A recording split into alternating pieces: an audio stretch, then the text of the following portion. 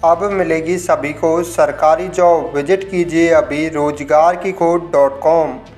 देश के सभी सरकारी विभागों की वैकेंसी की जानकारी अब सबसे पहले पाएं रोजगार-की-खोज.com पर। विजिट करें अभी www.रोजगार-की-खोज.com। जय हिंद साथियों, यदि आपने अप्लाई किया है एयरफोर्स नॉन कॉम्बैटेंट की भर्ती में, तो मैं आप सभी के लिए आज दूसरा प्रैक्टिस सेट लेकर आ चुका हूं। यदि आपने कल के प्रैक्टिस सेट को नहीं देखा है तो ज़रूर देखें, आपको एक भी प्रैक्टिस सेट मिस नहीं करना है। जब भी आप अपना एग्जाम देने जाएंगे तो आपको वहां पर ऐसा लगेगा क्या हमारे मॉक टेस्ट में से यहाँ पर एग्जाम को बनाया गया है, तो आपको बिल्कुल एक भी प्रैक्टिस सेट को यहाँ पर मिस नहीं करना है। तो ये आपका दूसरा प्रैक्टिस सेट आपका रहने वाला है। पहले प्रैक्टिस सेट का लिंक मैं आपको डिस्क्रिप्शन में डाल दूंगा। आप इस प्रैक्टिस सेट को कंप्लीट देखने के बाद उसको वॉच कर सकते हो। साथ ही फ्रेंड्स, इस प्रैक्टिस सेट में भी आपके 10 क्वेश्चन रहने वाले हैं, जो आपके इंग्लिश के क्वेश्चन रहने वाले हैं। मॉर्निंग में आपको जीके के 10 क्वेश्चन डेली मिले करेंगे, इसी चैनल पर आपको मिलेंगे।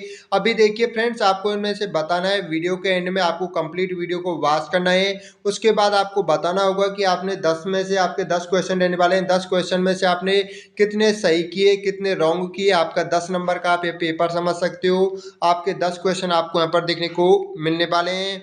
देखिए, आपका पहला क्वेश्चन रहने वाला है ए नंबर ऑफ बॉयज। इसके बाद आपको यहाँ पर स्पेस दिया हुआ लास्ट में है आपका 10। यहाँ पर आपको बताना है कि आपका कौन सा यहाँ पर वर्ब आएगी। आपको यहाँ पर वर्ब पूछी हुई है, तो आपको यहाँ पर वर्ब आपको बतानी होगी कौन सी आपके यहाँ पर वर्ब आएगी। ये आपका जो यहाँ पर क्वेश्चन रहने वाला है, ये आपका सिंटैक्स से आपका रिलेटेड रहने वाला है। देखिए, यदि आपने कल का प्रैक्टिस सेट देखा होगा तो मैंने आपको वहाँ पर बताया था कि हमेशा ए नंबर ऑफ का रूल कहता है, आपकी ए नंबर ऑफ के साथ हमेशा जो आपकी वर्ब रहती है वो भी आपकी बहुवचन रहती है, और जो आपके यहाँ पर वर्ब रहती है और जो आपका नाउन रहता है, दोनों आपकी बहुवचन रहती हैं। देखिए, यहाँ पर बॉयज क्या है, आपका नाउन है, जो आपका ऑलरेडी प्लूरल है, यानी आपकी बहुवचन है।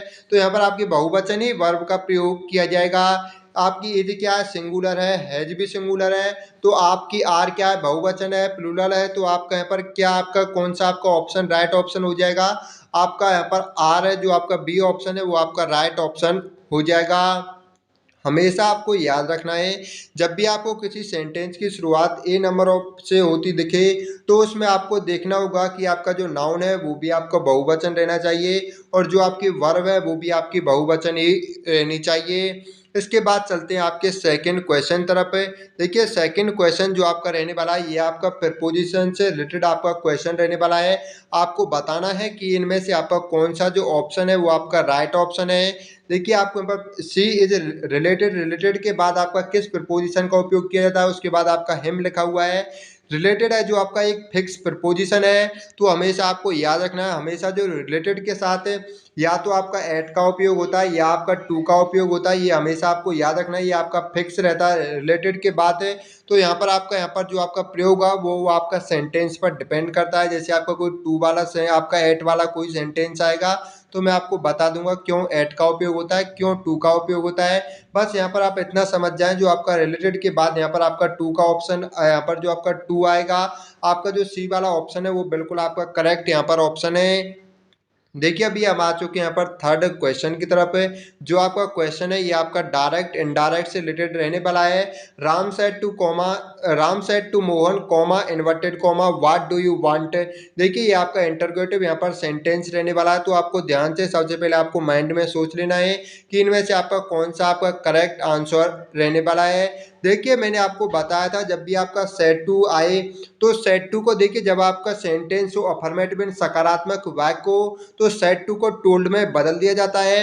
यदि आप यहाँ पर आप, जैसा कि मैं आप सभी को बता चुका हूँ, ये आपका इंटरोगेटिव सेंटेंस रहने वाला है। तो जब भी आपका डायरेक्ट इनडायरेक्ट में आपका इंटरोगेटिव की बात की जाए तो यहाँ पर आपका सेड टू के साथ हमेशा आपका किसका उपयोग होता है, आस्क्ड का उपयोग होता है। तो यहाँ पर देखेंगे, यहाँ पर आपका सेड टू का सेड टू है तो ये भी गलत होगा, इसमें टोल्ड है ये भी आपका गलत होगा।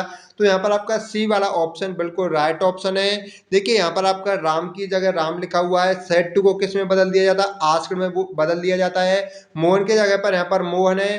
देखिए, जब भी आपकी बात हो डायरेक्ट इनडायरेक्ट की और इंट्रोगेटिव की, तो यहाँ पर कॉमा इन्वर्टेड कॉमा को हटाकर जो आपका यहाँ पर आपका जो भी यहाँ पर जो आपका इंट्रोगेटिव वाक्य होता है उसी को आपका यहाँ पर लिख दिया जाता है। इसके बाद देखिए यहाँ पर आपका यू जैसा कि मैंने आपको कल एक रूल बताया था सन बटा 123 से, यानी जो आपका फर्स्ट पर्सन होता है वो आपका जो आपका सब्जेक्ट होता है वो फर्स्ट पर्सन के अनुसार बदलता है, और जो आपका ऑब्जेक्ट होता है वो आपका सेकंड पर्सन के अनुसार बदलता है, और थर्ड पर्सन आपका नो चेंज होता है, यानी कोई भी बदलाव नहीं होता है।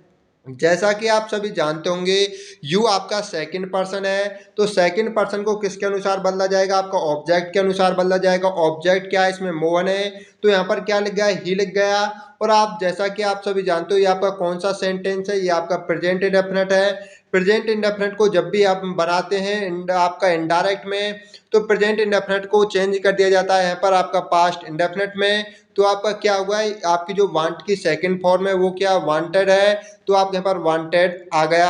आशा करूंगा कि आप सभी समझ चुके होंगे। देखिए अभी आ चुके हैं हम आपके नेक्स्ट क्वेश्चन की तरफ। जो आपका नेक्स्ट क्वेश्चन रहने वाला है ये आपका रहने वाला है एक्टिव पैसिव से रिलेटेड। यू में क्रॉस द लिमिट, आपको पहले सोच लेना है कि इसका सही पैसिव कौन सा हो जाएगा। The limit may be crossed by you, the limit may crossed by you may the limit cross, या इनमें से कोई नहीं। कौन सा इनमें से राइट ऑप्शन, सबसे पहले आप सोच लेंगे।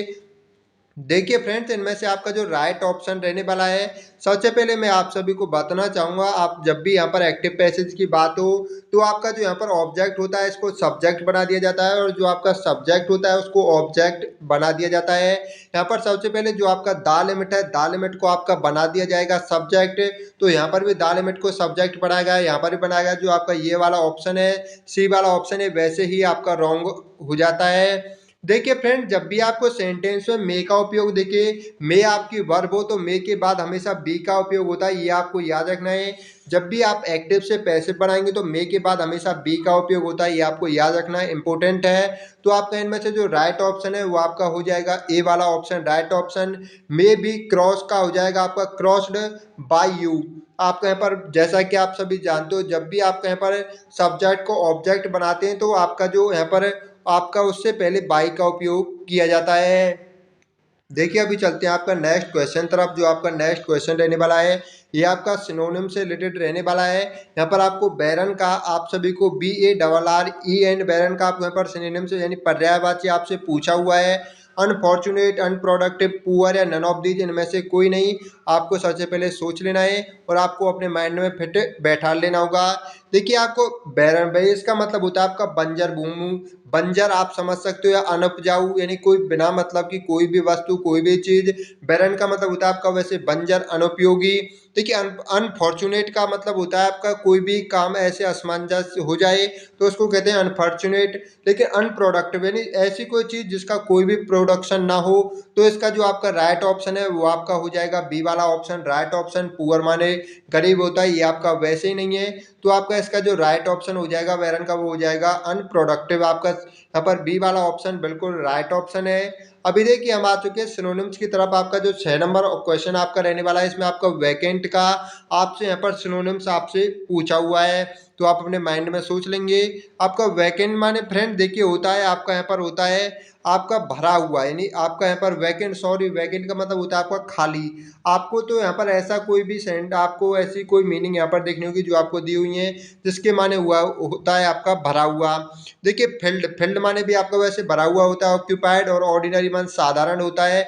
नन ऑफ दीज, इनमें से आपको सोचना है कौन सा है। तो मैं आप सभी को बताना चाहूंगा इनमें जो आपका राइट ऑप्शन होगा वो आपका ऑक्यूपाइड होगा ही नहीं, इसका मतलब होता है आपका भरा हुआ।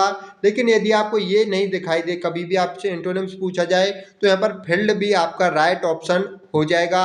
लेकिन बिल्कुल जब भी आपको यहाँ पर ऑक्यूपाइड आपको दिखाई दे तो आपको यहाँ पर वैकेंट का हमेशा ऑक्यूपाइड बिल्कुल राइट एंटोनिम्स होता है। तो हमेशा आपको जब भी आपको किसी क्वेश्चन में आपसे पूछा जाए वैकेंट का एंटोनिम से, तो आप वहाँ पर ऑक्यूपाइड पर आपको टिक का चिन्ह लगाना होगा। यदि आपको वहाँ पर ऑक्यूपाइड नहीं दिखता है तो आप यहाँ पर फील्ड पर भी आप राइट टिक का चिन्ह लगा सकते हैं। देखिए अभी आ चुके हैं मैं आपके नेक्स्ट क्वेश्चन की तरफ है जिसमें आपसे मिस स्पेल्ट वर्ड आपसे पूछी हुई है। तो आपको यहाँ पर बतानी है कि मिस स्पेल्ट वर्ड आपकी कौन सी है। चलिए इसका तो मैं आपको बता देता हूँ, आपने देख ली होगी। जो आपके पास मिस स्पेल्ट वर्ड है ये आपकी रहने वाली है। इसका जो आपका डी वाला ऑप्शन है वो आपका राइट ऑप्शन है। इसके बाद चलते हैं आपके नेक्स्ट क्वेश्चन तरफ। नेक्स्ट क्वेश्चन आपका जो रहने वाला है, आपको यहाँ पर बताना है one who is not able to read and write, यानी ऐसा कोई व्यक्ति जो ऐसा कोई जो ना ही तो यहाँ पर आपका लिखना जानता हो ना ही आपका पढ़ना जानता हो, उसे क्या कहते हैं, इसका आपको बताना है। सबसे पहले आपको सोच लेना है। देखिए आपका ये तो आपको डोमिसाइल और नन ऑफ दिस तो आपके वैसे ही नहीं हो जाते हैं, आप सभी जानते होंगे। तो इसका जो आपका राइट ऑप्शन हो जाएगा, ए वाला ऑप्शन आपका राइट ऑप्शन है। और लिटरेट माने होता है आपका पढ़ा हुआ यानी पढ़ा लिखा, तो आपका ए वाला ऑप्शन बिल्कुल यहाँ पर राइट आंसर हो जाएगा। अभी आपके देखिए हम नेक्स्ट क्वेश्चन तरफ आ चुके हैं। जो आपका नेक्स्ट क्वेश्चन रहने वाला है, ये आपको बताना, ये भी आपका एक्टिव पैसेज से रिलेटेड रहने वाला है। ही इज लविंग हर। देखिए जैसा कि मैं आप सभी को बता चुका हूँ, जब भी आपको एक्टिव पैसेज देखने को मिले तो एक्टिव पैसेज को सबसे पहले जो आपका ऑब्जेक्ट है उसको आपको सब्जेक्ट बनाना है। तो हर हर क्या है आपका यहाँ पर, ये आपका ये हर का उपयोग फीमेल के लिए किया जाता है। तो इसको फीमेल को सबसे पहले आपको क्या करना है, हर को हमको सी में कन्वर्ट कर देना है। तो यहाँ पर भी सी है और यहाँ पर भी आपका सी है। इसके बाद देखिए एज का आपको एज का हैज में प्रयोग नहीं होता है। एज का जब भी यहाँ पर पैसेज बनाना हो तो एज के बाद बीइंग का प्रयोग करते हैं। तो आपका जो यहाँ पर बी वाला ऑप्शन है वो आपका राइट ऑप्शन हो जाएगा। बीइंग के बाद लव्ड बाय हिम, ये आपका बिल्कुल यहाँ पर राइट ऑप्शन है। अभी देखिए आपके नेक्स्ट क्वेश्चन तरफ चलते हैं। जो आपका नेक्स्ट क्वेश्चन है, ए रेड लेटर डे, इसका जो आपका राइट ऑप्शन क्या है, राइट आंसर क्या है, आपको कमेंट करके जरूर बताना है। An important day, a day of bloody battle, a bad day, none of these, ये आपको बताना है कमेंट करके। एंड आपने यहाँ पर 10 में आज मैंने आपको क्वेश्चन कराए, आपको 9 क्वेश्चन कराए और 10वां आपका ये है।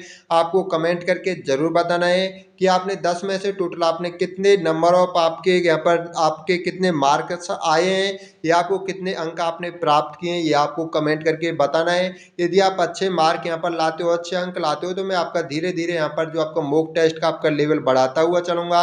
आज का मॉक टेस्ट आपको कैसा लगा कमेंट करके जरूर बताना है। मिलता हूँ किसी अन्य वीडियो के साथ में, तब तक के लिए जय हिंद जय भारत।